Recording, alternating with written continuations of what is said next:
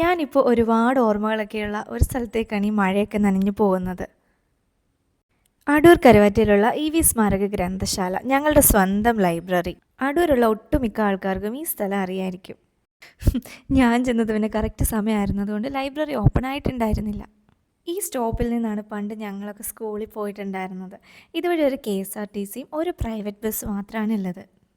Correct ടൈമിൽ KSRTC ബസ്സും വന്നു. അങ്ങനെ പഴയ ഓർമ്മകളിലേക്കൊക്കെ പോയപ്പോഴേക്കും ആൻറ്റി വന്ന് ലൈബ്രറി ഓപ്പൺ ആക്കി. ശരിക്കും ഇതിനുള്ളിലേക്ക് കയറിയപ്പോൾ എനിക്ക് നല്ല വിഷമം തോന്നി. എത്രയോ വർഷങ്ങൾ സ്ഥിരമായിട്ട് ഇവിടെ വന്ന് ബുക്കെടുത്ത് വായിക്കുന്ന ഒരാളായിരുന്നു ഞാൻ. അന്നൊക്കെ ദൂരെ നിന്ന് ചേട്ടന്മാരും ചേച്ചിമാരും ഒക്കെ സ്റ്റഡി മെറ്റീരിയൽസ് എടുക്കാൻ വേണ്ടി ഈ ലൈബ്രറിയിൽ വരുമായിരുന്നു. അങ്ങനെ ഞാനൊരു മെമ്പർഷിപ്പ് എടുത്തു വീണ്ടും. ഈ പഴയ ബുക്സൊക്കെ കാണുമ്പോൾ അതിൻ്റെ മണമൊക്കെ ഇങ്ങനെ അടിക്കുമ്പോൾ ശരിക്കും ആ പഴയ എന്നെ എനിക്ക് ഒരുപാട് മിസ് ചെയ്യുന്ന പോലെ തോന്നി. അങ്ങനെ കൂടെ വന്ന സെലിൻ്റെ സജഷൻ പ്രകാരം ഞാൻ അവിടെ നിന്ന് 2 ബുക്സും എടുത്തു. അപ്പോഴാണ് ഞങ്ങൾക്ക് ഷേക്ക് കുടിച്ചാലോ എന്നൊരു ചിന്ത വന്നത്. അങ്ങനെ ഹെൽമറ്റൊക്കെ സെറ്റാക്കി നേരെ ഞങ്ങൾ അടൂർ ടൗണിലേക്ക് വിട്ടു. നാട്ടിൽ വന്ന ഐസ്ലാൻഡിൽ പോയി ഷേക്ക് കുടിക്കുന്നത് എനിക്ക് നിർബന്ധമാണ്.